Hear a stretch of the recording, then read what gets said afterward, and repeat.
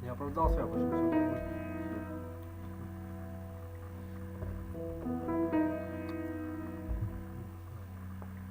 Hi, welcome back to Peter Feuchtwanger's piano technique.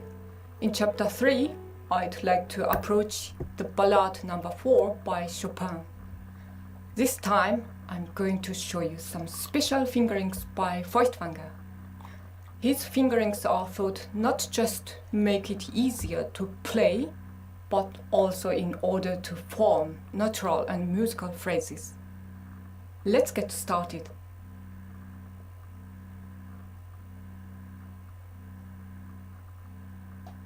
Bar 1 to 7, left hand.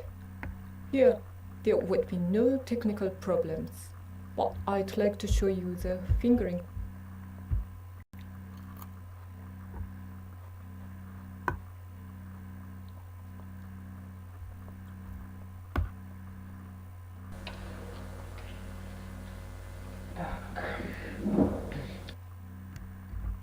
Мои...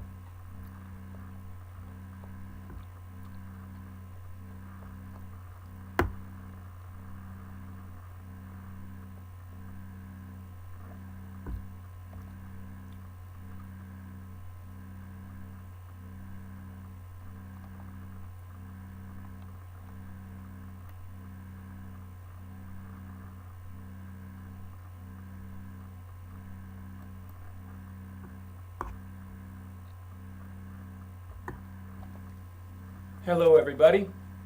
This is 10 more things that serious pianists can do, maybe not every day, but often, with the goal of developing our musicianship.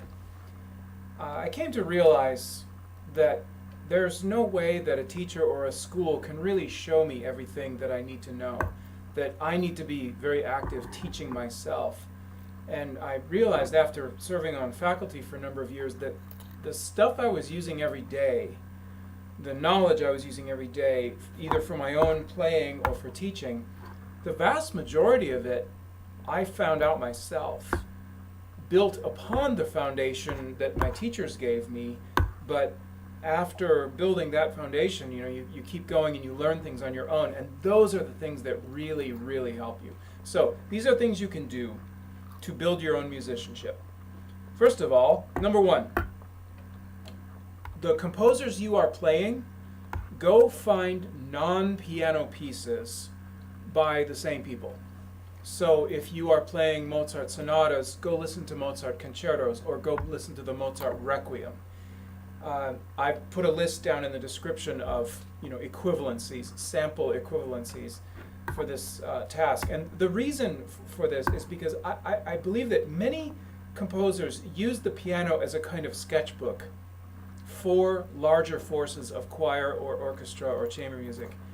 And you kind of, when you write for orchestra, you have unlimited possibilities. You have 60 or 80 people and as many layers and as many timbres as you want. You're not limited by two hands and one person. And so you can really go crazy and write what you want. And so I think when we listen to choral and orchestral music, we are really hearing the full idea of what that composer was thinking. And often, when you come back to the piano and you hear certain patterns, you realize, oh, that's meant to represent something in the orchestra. For example, in Mozart, these right hand, those are string tremolos. Okay, very, very clearly. Number two, transpose short bits from your pieces. We've been talking about the Schubert A flat impromptu. So what if instead of playing it in A, I played it in F? Transpose short bits from your pieces. We've been talking about the Schubert A flat impromptu. So what if instead of playing it in A, I played it in F?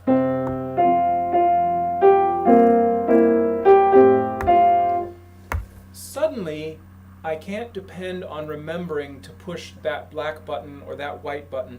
I have to think in terms of scale, degree, and harmony, and it forces my thinking into a more sophisticated level. You will learn a tremendous amount about harmony and voice leading if you just transpose. Number three, copy music by hand. This is slow and painstaking, but you get two things from it. One, you learn about how notation really works when you do it yourself. You really don't know how notation works if all you've ever done is read it. But if you have to create it yourself, you get new insights into it. Secondly, when you copy something out by hand, you are forced into slow, sustained attention to all these details, and you will remember a lot about that piece. Number four, transcribe something by ear. A short piece, maybe a simple texture, or maybe a section of a piece, maybe Scarlatti or something. Just make yourself do the exercise of figuring out what it is without the help of the score. Excellent training for your ear. Number five, my teacher would say, on every page, every day, you can find something that you hadn't noticed before. And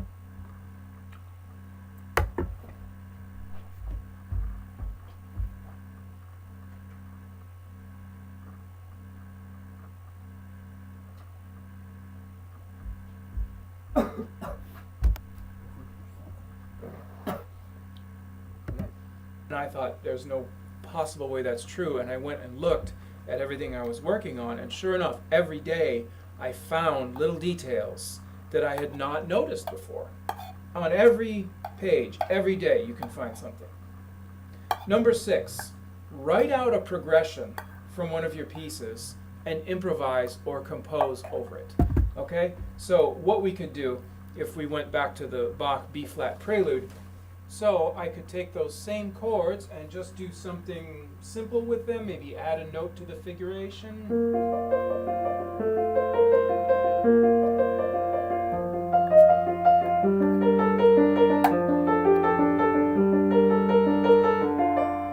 Or do something in another style like Mozart.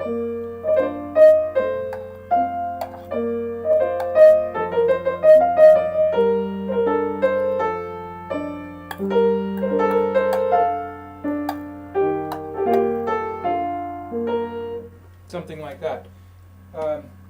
Again, it forces you to think about how those harmonies really work. Number 7, discover an unknown composer.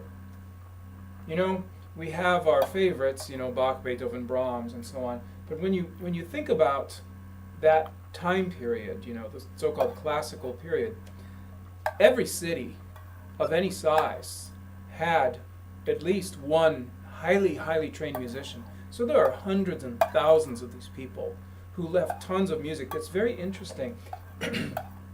You can find something to play that nobody else plays, and that's very cool, to present something to the world that has not been heard for hundreds of years. So again, down in the description, I've just added some names of some people that I've come across that I thought were really cool and interesting that you can check out. Number 8, call BS on fingerings and motions that are not working.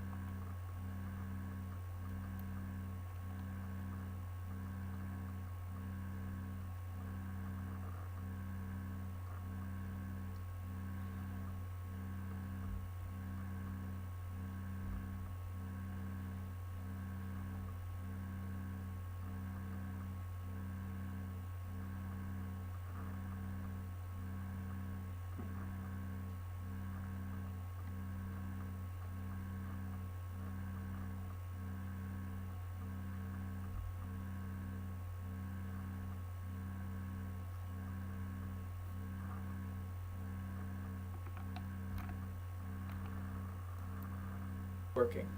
We all know that we have places in our pieces where every time we get there we dread a little bit and we sort of grit our teeth and close our eyes and hope we'll get through it. It's time to call BS on that section and say I'm not really satisfied with the solution I have, and I'm going to go in there, look at that fingering, look at the motions, study the grouping, study how I'm getting around that, and find a solution instead of continuing to sweep it under the rug and pretend it's not a problem. Call BS on problem passages. Number 9, play along with recordings. You know, if you have a performer you admire and you have, you know, especially a slower piece where it's more possible to do this, where you want to copy the sense of rubato and the crescendos and so on, definitely do that. There's nothing wrong with that. We all study each other's work and we all put our work out there for other people to hear, so there's nothing wrong with that. Play along with recordings. Finally, write something in your Zibaldone that you have discovered. I use mine for chord progressions, passages, and schemata that I find interesting that I want to remember. So I ran into one. It's actually quite well known, except I don't.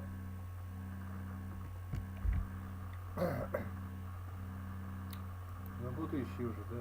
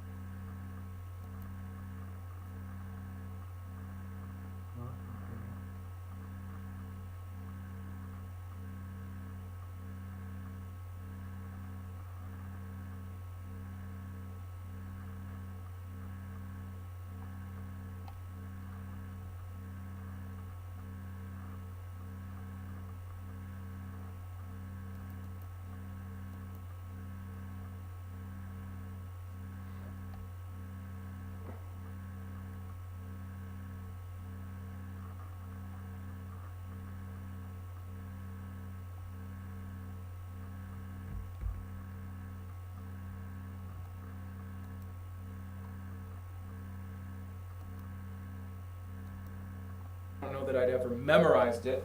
It's just this, and it's called the perfidia. It's a type of Romanesca.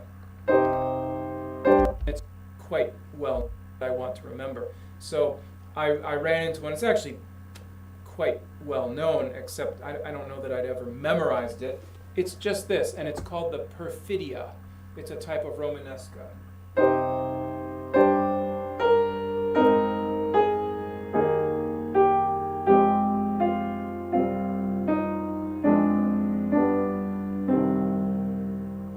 And I liked that. I thought it was really cool, so I learned it in another voicing.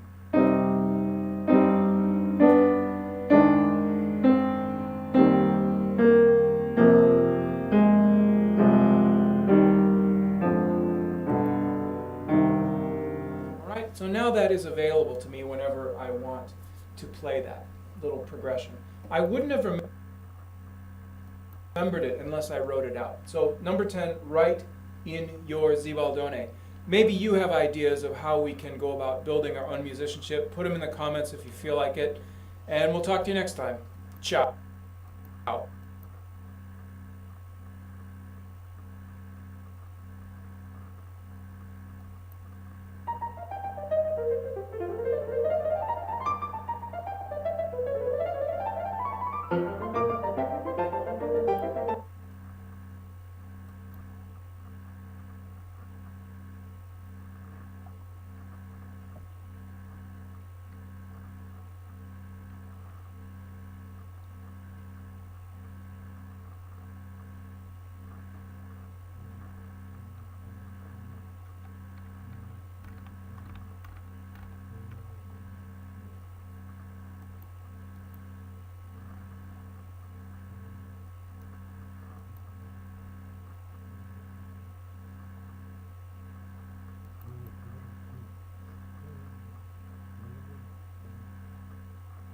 Нет, нет.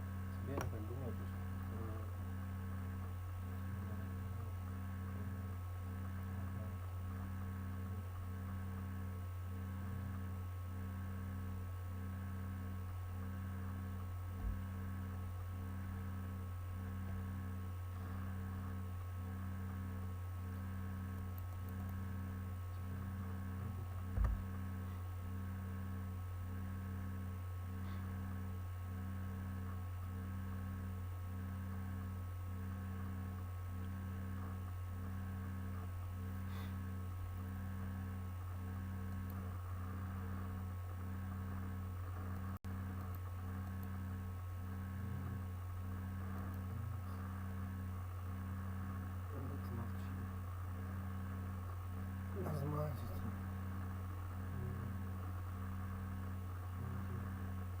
Значит, не тебе, да, нет.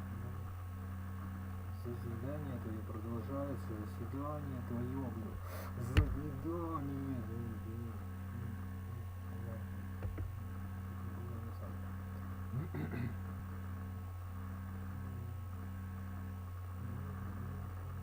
Так и думает тебе. Ну, типа того, ты никогда работать не будешь. Вот это истина.